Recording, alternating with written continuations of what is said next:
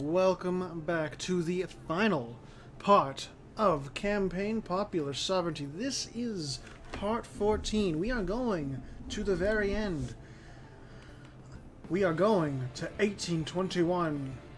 Last time on part 13 we had some pretty big wars, some pretty big happenings, and we had some powers growing and shrinking in size. And of course we got hegemonies going around, we got great powers going up and down. Let's keep it going. This is going to be a long part, I can tell you that. This is going to be over 40 minutes. So, I don't know what's going to happen.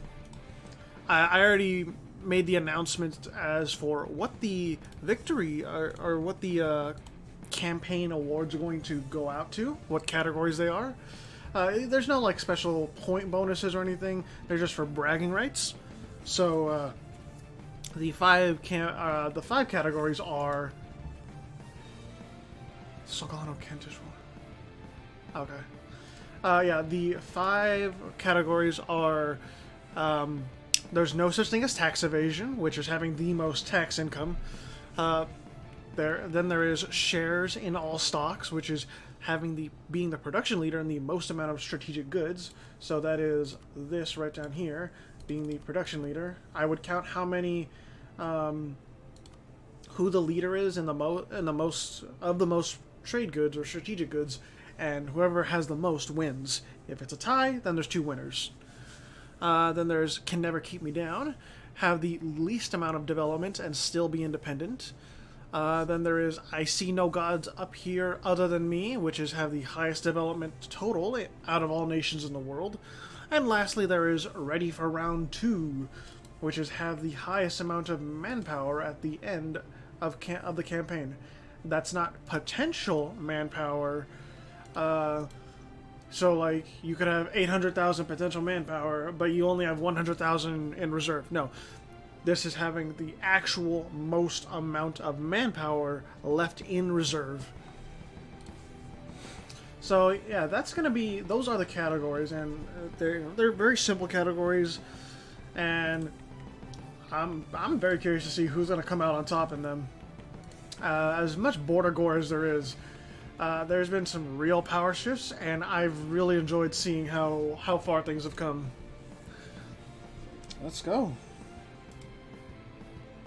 Brighton book is going after. I still don't know how Hawaii got independent. I really don't. Ravensburg. Ausonia is now allied to Aelcorks. Okay. And they can still very much rival Solglani. But Ausonia cannot necessarily rival Paradox. Right now, Paradox has the highest. What's it called? Has the highest troop count, but it only takes one disastrous or prolonged war to shrink that lead. France, Jesus Christ. Going hard.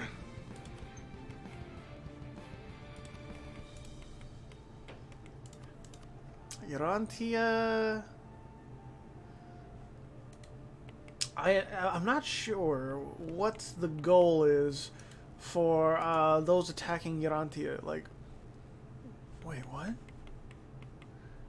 Urantia, when did you get this? When did they get this? Became a 1792. Man. And it's got the Malta forts. So attrition for enemies goes up, the local defensiveness goes up, and hostile disembark time goes up. Man, Malta can really be a fucking fortress. Nothing was lost by Kent, which is understandable. Actually, I forgot to take this off. Anything going on in Asia? No. Really, no wars. Kind of strange seeing there's no wars happening in Asia. You know, I've come to expect, like, Hikireru to be the fire starter. But I guess not. Sell out neat that, like, why don't you colonize up here? Connect your lands, you know?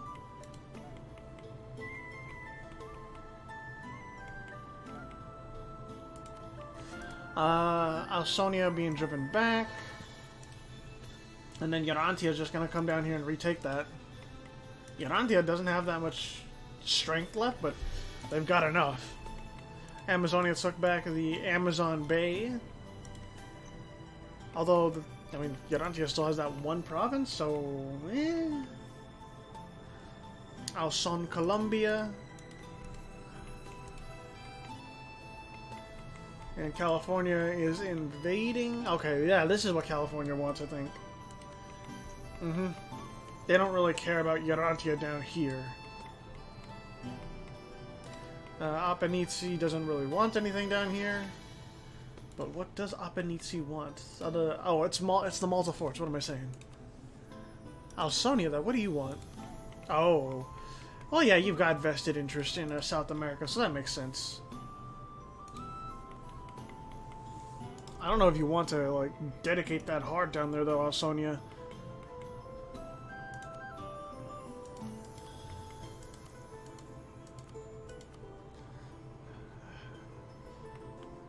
Still allied with Elcorks and Zimbros. Zimbros somehow still alive.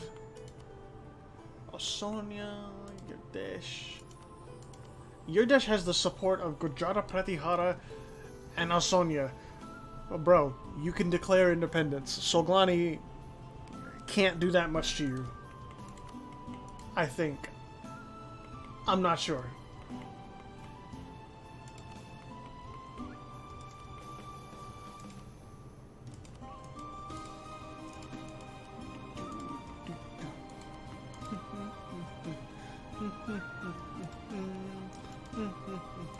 Yeah, there's no wars. After all that fire and turmoil of Part 13, are we breathing a little?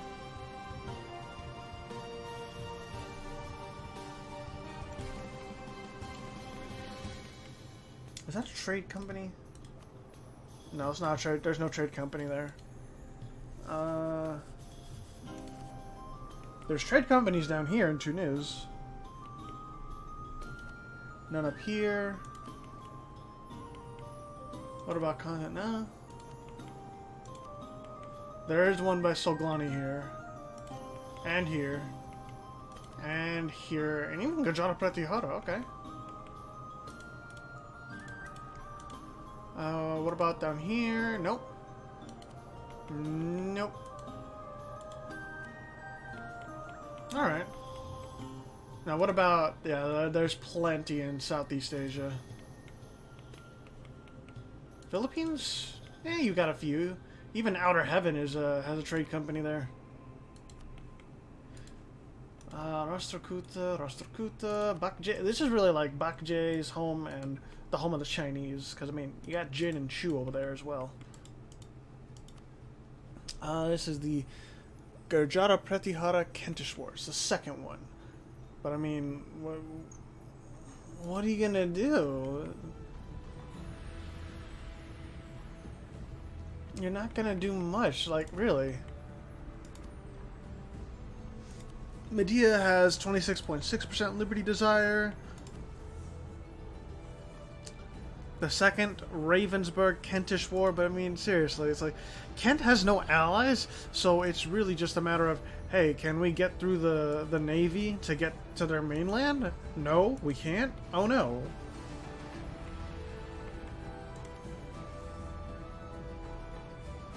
Oh shit, Breitenbuch is actually integrating Australia.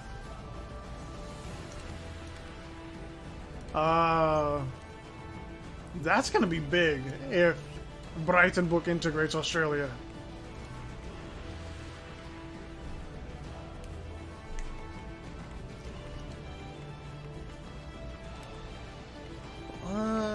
But Solglani is not integrated. No? Solglani wants to integrate Medea. Alright. Paradox, anything over here guaranteeing the independence of the papacy and Salomonitha? Still nothing in the Mediterranean. Yarantia is actually facing a lot of trouble. But they took back this land from Ausonia, so that's a positive.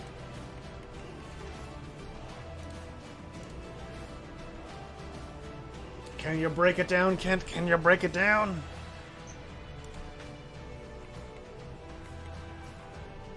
Urantia broke down that fort. And yeah, California, I think, annexed a good chunk of land. No, they didn't. What? Really? I know the Americans are at war with Urantia because the Americans, they want this right here. Pessimu. But I don't think they're gonna really get it because, like, even though they occupy it, though it's an imperialist war, you need to take their capital. Otherwise, you don't get ticking war score.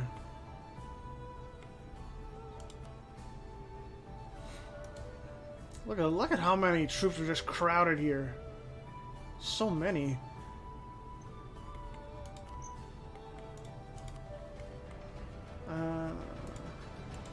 Poland is at war with Ausonia. Apenice. Okay. Ausonia. Okay, so this is really between Ausonia and Apenice. Poland is kind of like a secondary factor. But, Ausonia has a lot of weight to throw around.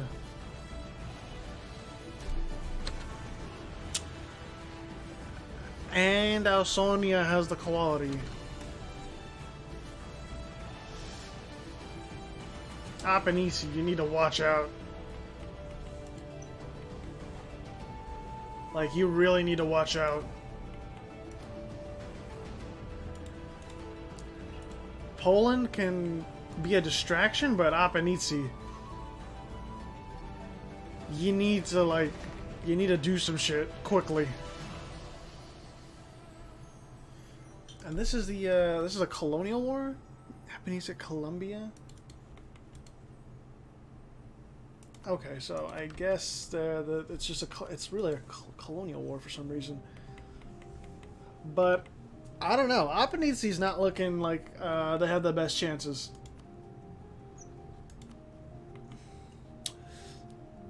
The Second Soglano-Mauritian Monk Imperialist War.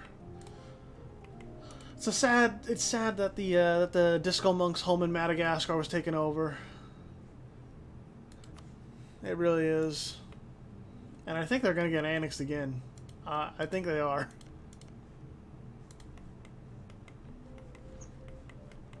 Hikireru, is that the only thing you're... Yeah. They're allied with Paradox and Kroranistan. If things go down and Hikireru does something with Europe, Paradox is a very, very strong ally to have. Maybe Soglani will actually go after Ausonia too. Who knows? Otacon is here too. What? Actually superior quality to Ausonia, but Ausonia still has the numbers and the manpower reserves. Well, not anymore, but 600k on the ground. That's no joke. And Ravensburg is back up and running over almost 900,000. How's that revolution going? Of course, you still got Revolutionary Kent. Anything else, though, that's going revolutionary? No. What would revolutionary America be like? What does that entail? I wonder. Or it's called... Independent colonial nations cannot embrace the revolution. They're already revolutionary enough. Hikireru, Soglani, Chernigov. What is this song? This is Goblinized. Okay. That's an interesting name, but alright. Tunis, you're still rated. Rome, are you rated? You are rated.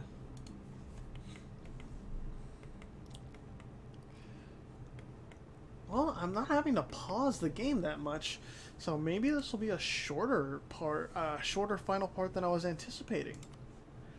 Yeah, they're Ausonia is winning pretty easily against Apenizi. It's a colonial war, sure, but still, it's like Apenizi is Salento is almost open, and Alecorks is in this too. The odds are really against Apenizi at this point. Jesus Christ. The French Trierian Imperialist War, so Trier and the Pope. Trier's dead. Simple as that. There's really no ifs, ands, or buts about it. Oh, I didn't even know Lanzang is a vassal of Jin. As if that would stop Gajara Pratihara, though. Apenizi has some land over there. The Disco Monks on the cusp of getting annexed. And yeah, we're pretty chill right now.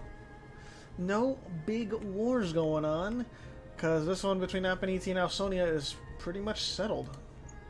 Oh my god, I didn't even see this. France has stuff here, and Apenizi just cleaved Urantia into two halves. Disgusting. And Amazonia is now at war with... Wait, what? Oh, no, it's not Amazonia. Yeah, this is looking like the fall of Urantia. And Amazonia is capitalizing on this too. It would seem as though Amazonia is indeed victorious in South America versus the Sumerians. And hey, oh no, they're not actually bordering yet. I thought they were.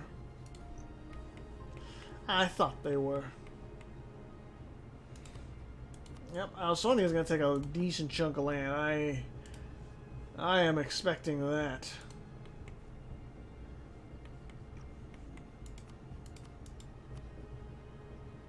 No war from Paradox either. Oh shit! Shit is kicking off. This is the Gajara Pratihara Arakani Imperialist War, and this is my boy against Arakan and Khroranistan. And this is Arakan versus... Oh shit. This is Gajara Pratihara and Rastakuta. And then Ravensburg is for some reason going in. Oh, this is Ravensburg. What? No, Ravensburg wants a piece of Apenizi too. In the final part, Ravensburg is going in against Apenizi, probably for more of northern Italy. That is something I didn't expect. Oh well. The Indians are fighting tooth and nail into Khroranistan.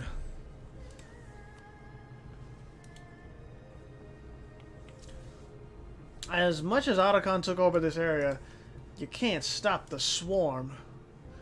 And as it is, Arakan only has like 55,000. Yeah, it's going down. Katak is already down. Good luck, Khroranistan and Arakan. And yeah, Apenizi's capital was taken by Ravensburg. The rest is occupied by Ausonia, so it's really rough being a Hellenic Greek. I'm probably gonna get shit from Kravens on saying that, but I don't care because it's fun to say. I know Hellenism / Hellenic isn't the right term for the religion. It's like dodecatheism. But you know, it's fun. Hellenism. Oh, Paula has a vassal or is a tributary. That's interesting because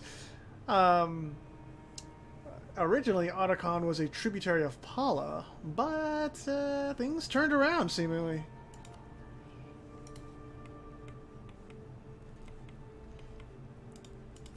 Yeah, Ausonia took a lot of Apenizi land. And then there's Ravensburg. They want their own chunk. Kentish Revolutionary War against Apenizi, Columbia. And the Second Soglano Kentish War. But what is that going to do? What is that gonna do? Like, it's not gonna do anything.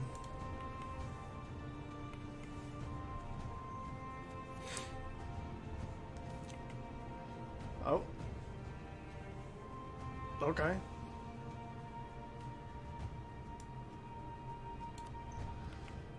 Okay, no more revolutions. Kent has gone back to normal.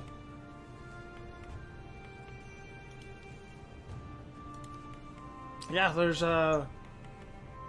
everyone that was revolutionary is no longer revolutionary, and, Breitenbuk successfully annexed Australia, and this is now Breitenbuker Australia. NA, your Hellenic Australians have been Germanized. Meanwhile, the other Australians are doing very well up here, so they're probably going to get annexed too. Most likely. Medea is about to get annexed too, seemingly by 1813.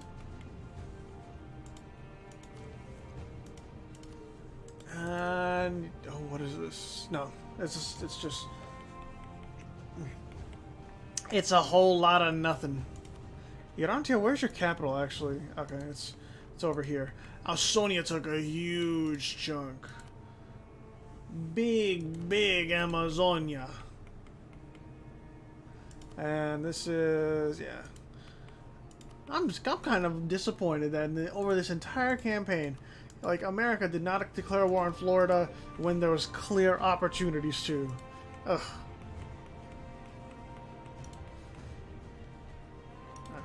AI will be AI, I guess.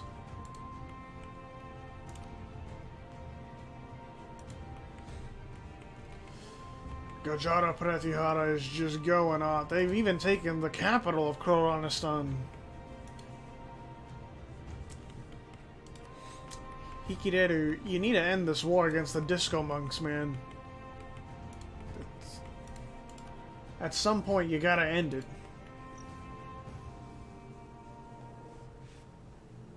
Oh my god, I need to stretch. And I also need to get some water.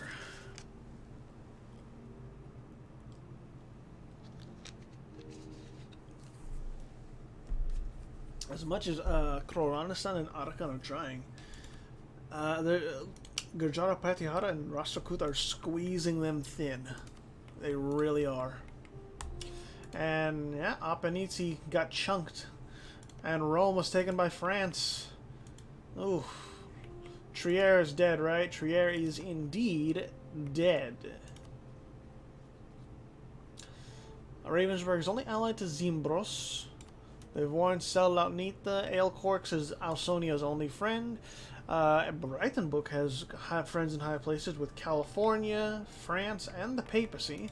Paradox is only allied to Kent. No, Hikireru and Soglani. Okay, Gojara Pratyahara pieced out, and they took a decent chunk of land.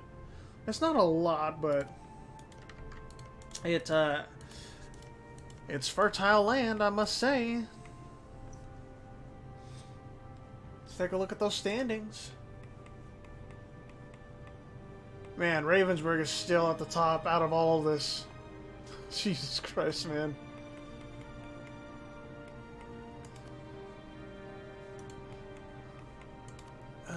No wars. None whatsoever. Okay, well, Selaunitha's actually getting this colonized, so that's good. It's an eye-watering pink color, but you know, I won't object to it. It's up to the submitter. If a submitter wants their nation to be bright yellow or hot pink or neon green, that's fine by me. I can complain all I want, but it's not gonna change the fact that, hey, this is for the people. See how they do. See how their ideas do. How their roleplay does. Khuranistan is now against Jin in the Jin Arakani Imperialist War. Kroranistan is at war with Jin, Lanzang, Blambangan, and New Bakje. Bakje is actually kind of a threat to Kroranistan on their own. So, good on you, Bakje, for keeping it strong and keeping Hanseong. Or, I mean, Hanseong. And also Suwon. You did not bow to the pressure of the Japanese. Well, you were a tributary, but you kept a stiff upper lip. And you're able to survive. Oh yeah, Medio was annexed. Soglani grows ever bigger. Look at this. Look at this. Disgustingly good.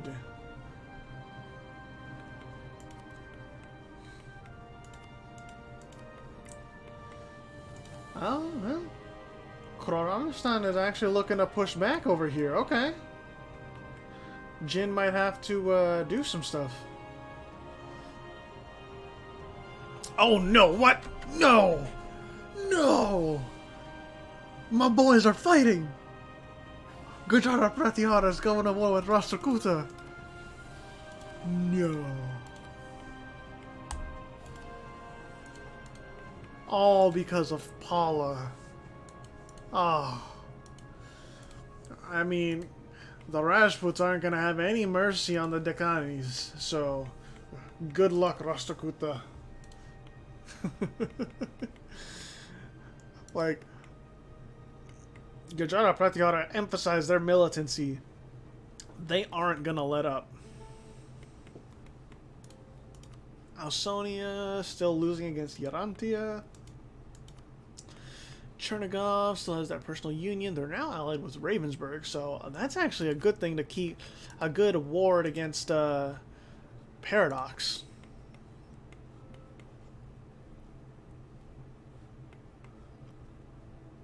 Jin, are you gonna advance further?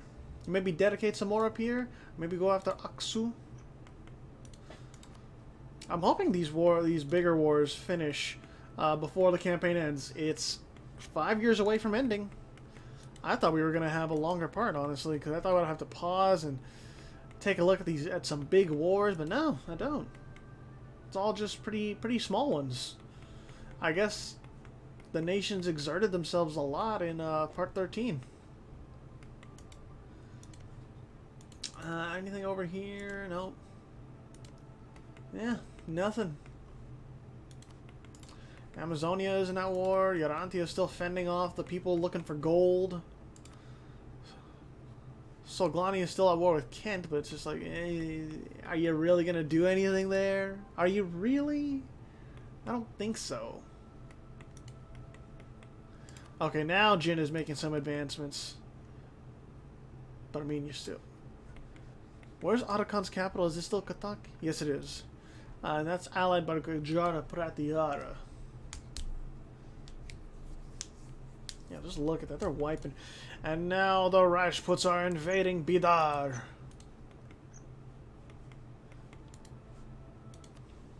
I am not sure what they're going to take from Rashtrakuta.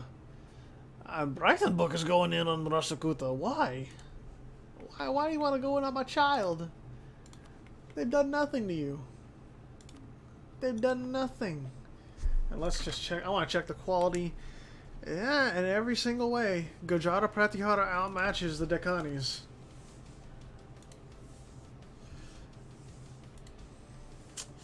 Unfortunate.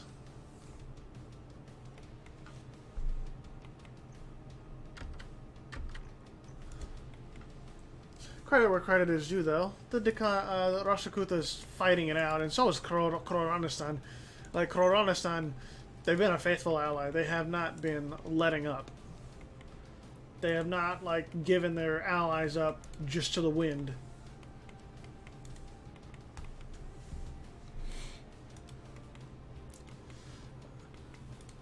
Paula, I think Paula's probably gonna die after this.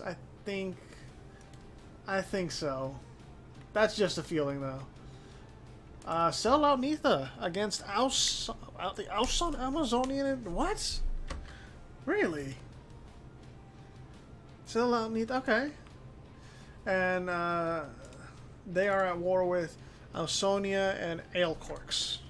Okay. Good luck ever getting through to Amazonia. They have a very decent military for defending South America. Like, an even better military than Urantia did.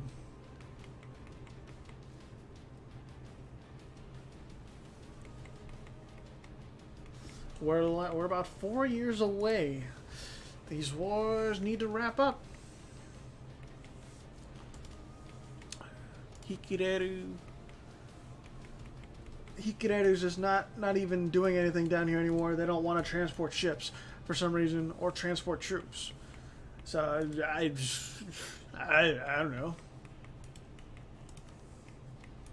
And Ausonia is just stagnant. They're not doing anything against Amazonia. No nothing. Kroranistan conceded peace and they lost a lot of the Tarim Basin. Well, maybe not even a lot of the Tarim Basin, but stuff approaching the Tarim Basin. These borders are like... I usually don't care about like border gore too much. Because I know it's EU4, it's gonna happen. But what is this, man? Look at this shit. Someone just sprayed like mustard all over the fucking place. God damn. Alternatively, it's gold covered in splatters of blood. If you want to think of it like that. Did they take the capital? They did. Oh god. Oh shit, I thought the game crashed. Okay, hold on. Let me pause. Ravensburg Kentish Nationalist War. Yeah, I thought the game crashed there for a second. I was very worried.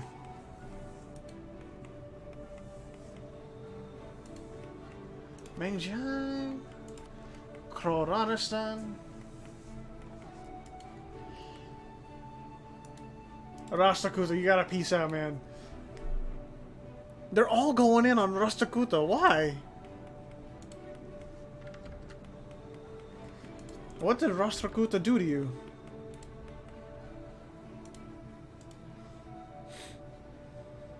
Like, you still gotta land troops here, or at the very least move them into the subcontinent.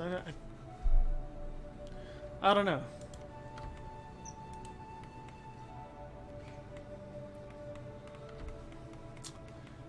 Sell out Nitha. It's looking very bleak. What is going on? What troop movements are we getting that is causing such disruption?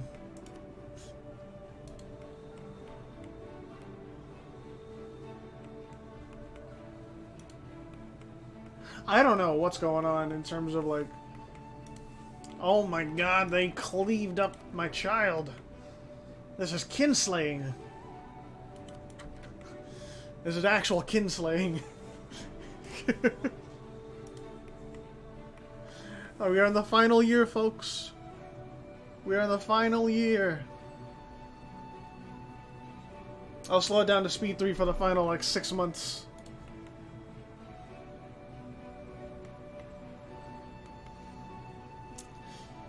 Because, yeah, we're approaching the end.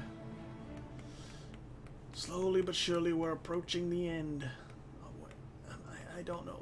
Maybe it's my rig. I don't know. Maybe something is happening on my rig, and there's like an update or something that's happening in the background. I hope not, but it might. Alright, speed 3 until the end. Because I'm going to stop this on December 31st of 1820. And I will tally up the stats then and there. Kent versus Ravensburg. How are these military stats? They're very even. Very, very even. But Ravensburg just edges out Kent in terms of quality.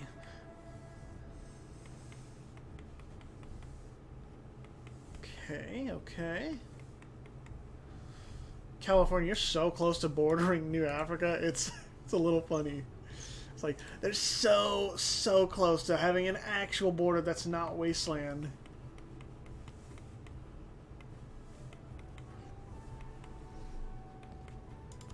Solglani, yeah, there's nothing that's gonna happen in that war. Breitenbuch is... No, there's no transports in there. So that naval engagement is really for nothing. It's got 8,000 troops. Like, Rashtrakuta still has a defensive force. They can still fight. Lanzang's trying to do something there, but it's not going to work. Yeah, there's just a lot that Rashtrakuta is at war with, but it's overseas, so it's like it's not really a threat. I'd still find it funny that Breitenbuch annexed Australia. Final month. Final month. Oh shit. Bakje is sticking with Rashtrakuta in this. That's probably a fatal choice, or in terms of like it's like a mortal blow. All right. December 31st, 1820. It is here. That is the end. That is the definitive end of campaign Popular Sovereignty.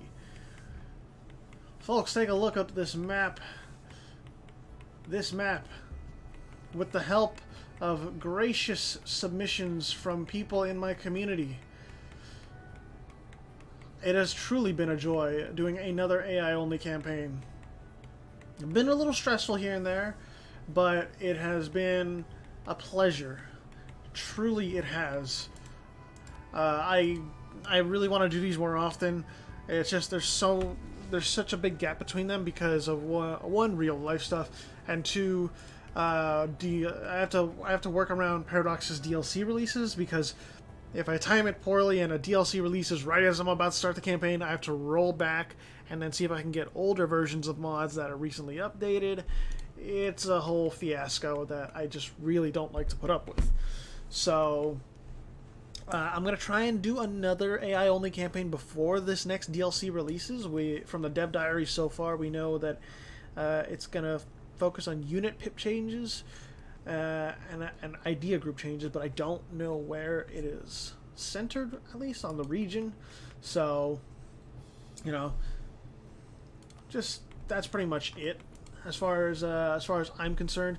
Long story short, I'm going to try and do another one in like the next 1 to 2 weeks. Here are the standings for the great powers of the world. Ravensburg topping it out in first place. Solglani bringing it up in second place. Breitenbuch racking up in third. Gujarat Pratihara knocking up fourth. Ausonia settling down in fifth. Paradox Interactive maintaining sixth. France holding out in seventh. And Kent bringing up the rear in eighth.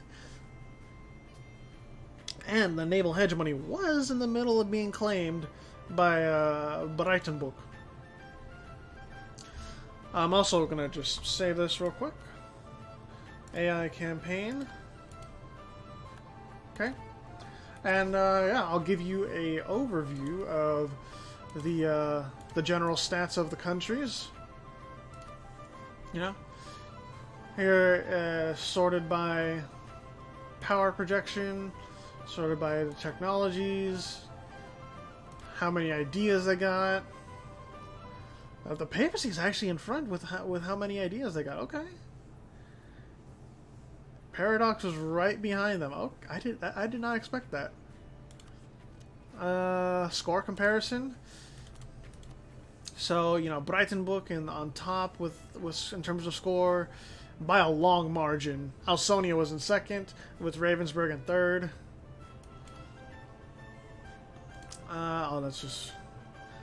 That's score over time on a bar graph. Religions. So, oh god, these icons are messed up.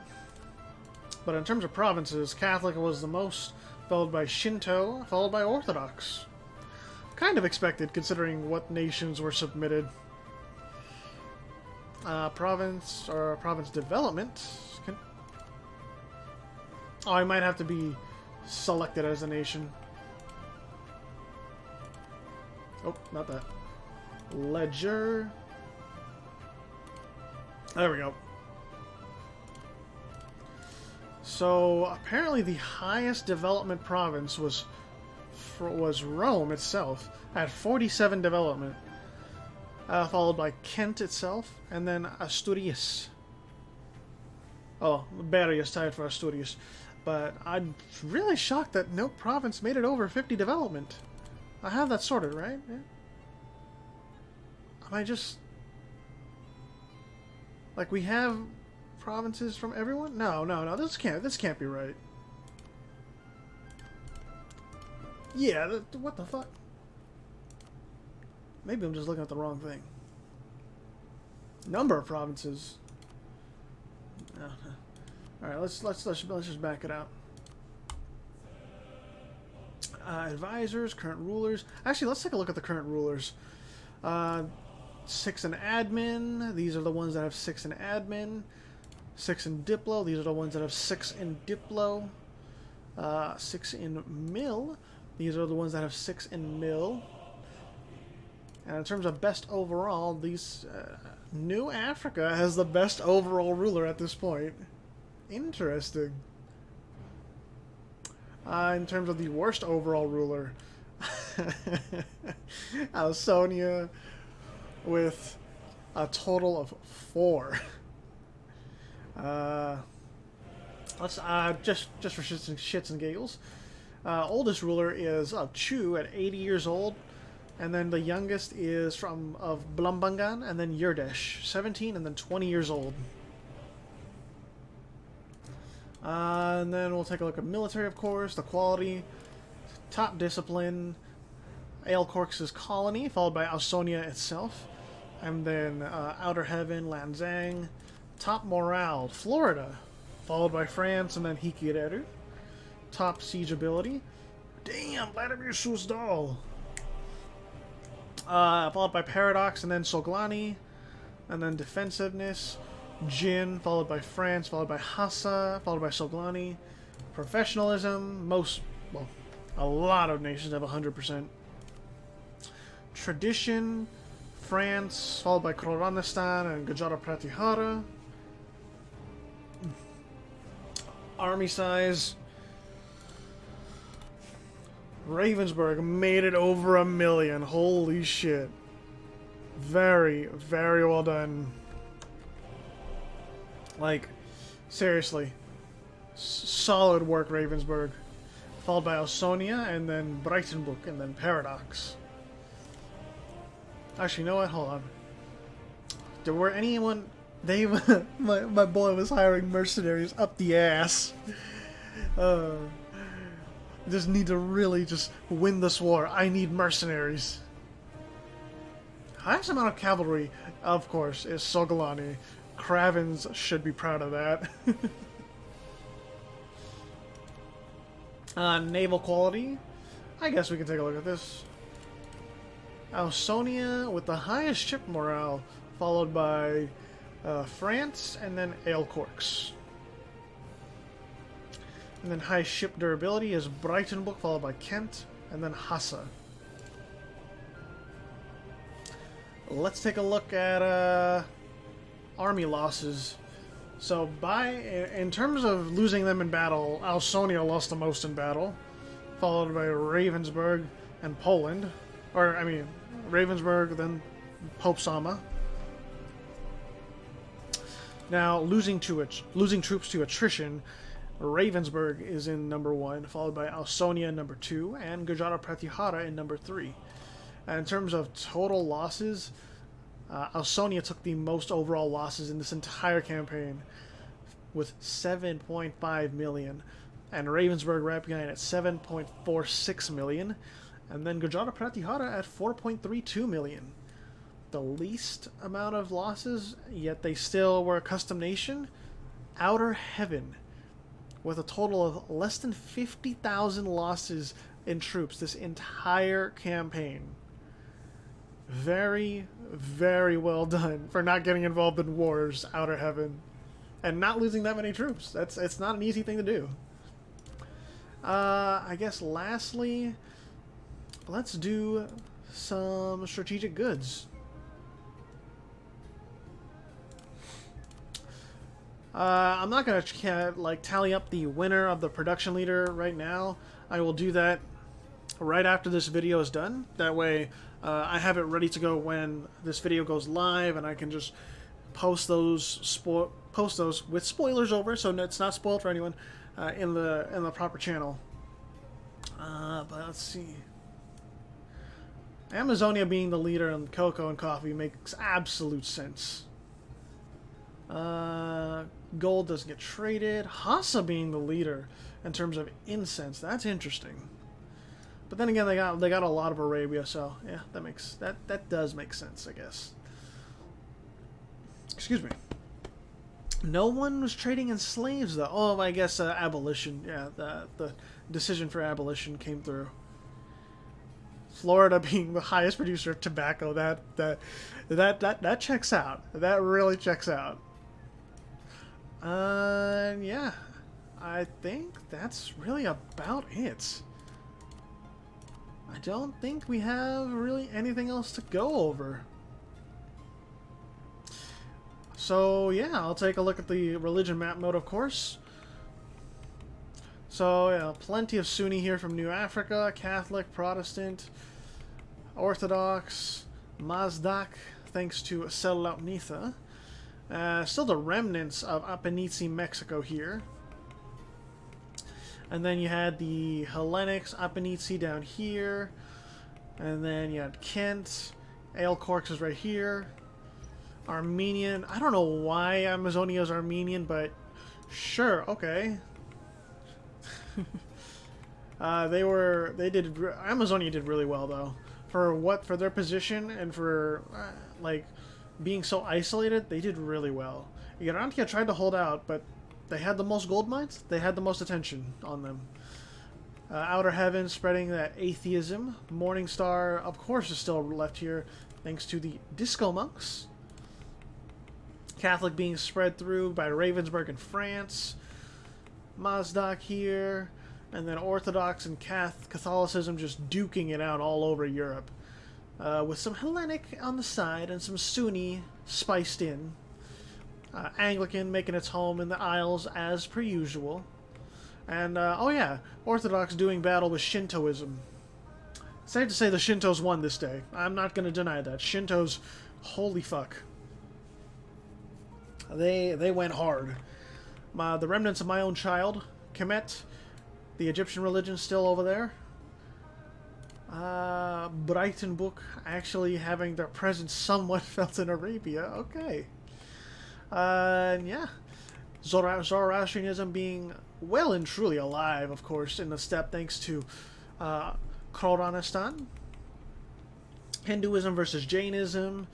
And then Mahayana Buddhism sticking it out to the end thanks to Pala. And then a clusterfuck of religions in the south because, hey, let's exile all these nations down there. Why not? And then Sunni was left, you know, left to duke it out against Shintoism and Judaism over here when the Somalis were defeated and the East Africans were defeated. And in Southeast Asia, it's the usual stuff, except Shintoism was invading thanks to Hikireru. This is a clusterfuck. You can analyze this for yourself. I'm not going to. This is just, like, Jesus Christ, man. And then, most of Australia is Hellenic, but the Northeast was a little bit of a mess. And even Papua New Guinea is a bit of a mess too, so eh. Breitenbuch annexed all this. Man, they were a world power like no other. And hey, the Sons of Kut, their legacy remains. The shamanistic religion is still alive and well. And Mengjiang making Vajrayana survive until the end as well. And Bakje making Mahayana survive over here to the end as well. So, good on them in terms of that, of course. Take a look at some cultures. Jin, Xiang, Korean. Yeah, Korean culture spread pretty nicely. Seigoku, aka just Japanese. And then you got American culture, hell yeah. Let's see.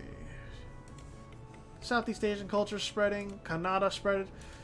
Rajasthani spread. Scythian all over the damn place, along with Kyrgyz. Yes, I still remember you, Hungarai, spreading that Kyrgyz culture. And then Yurdesh spreading Turkmeni. Circassians invading every fucking place they can. Excuse me. And then Greeks, you know. Greeks. They are worldwide. Truly worldwide. Burgundian, and then got Gascon. Got Anglo-Saxon. It's just weird to see that they're grouped in with lost cultures, because, like, the Anglo-Saxons, they're also kind of English. The English came after them. They should be grouped in, but no, lost cultures. Irish is still around, surprisingly enough. You would have thought that the Anglo-Saxons would have removed them, but thankfully they did not. Saxons and Swabians duking it out. Not much left. They got Westphalians and Swiss and Austrian, but eh. Swedish, spreading way too damn much. And then Muscovite, along with Ryazanian. What else? So yeah, Roman culture and Etrurian. Let's see. Oh yeah, the Germans invaded Iberia too, I forgot. Look at the Iberian culture, just so little. And lastly, let's take a look at the New World. Babylonian and Gothic, always at odds with each other. Greek and Saxon culture here, Etrurian culture here, American manifesting that destiny. And hey, you had Ruthenian here as well, with Zolotki turned California. And I think that's really about it. I don't think there's really anything else. The institutions are, of course, spread all over the world at this point. I don't think any nation has not embraced all the institutions. So, yeah, I don't think there's really anything else. Seriously, thank you all so much for watching. It has been a pleasure doing this series. And like I said before, I'm going to try and do another AI-only campaign in the next 1 to 2 weeks, starting up submissions again, and then getting things sorted out in a timely fashion. So I look forward to that. I think recordings will start maybe 3 to 4 weeks out. We'll see. We'll play it by ear. But again, if you want to participate in stuff like this, Silver Knight Keep down below in the description of this video and all of the other videos in this campaign series. That is my personal Discord server. You can join in there, you can get the role to participate in this campaign, and you will be able to participate like everyone else did here. Remember, everything but like a few tags or a few countries in here were submitted by individuals. Kent, submitted by someone. Breitenbuch, submitted by someone. Ravensburg, Ausonia, Zimbros, Soglani, Yurdesh, Gajara Pratihara, Hikireru, Outer Heaven, and then Apanitsi, Salaunitha, Amazonia, Urantia, California, Zolotki turned California, Great Lakes Union turned Americhan, Kakalaki Republic turned Florida, New Africa. All of these nations and more were submitted by actual people. So if you want to join in, please join the Silver Knight Keep.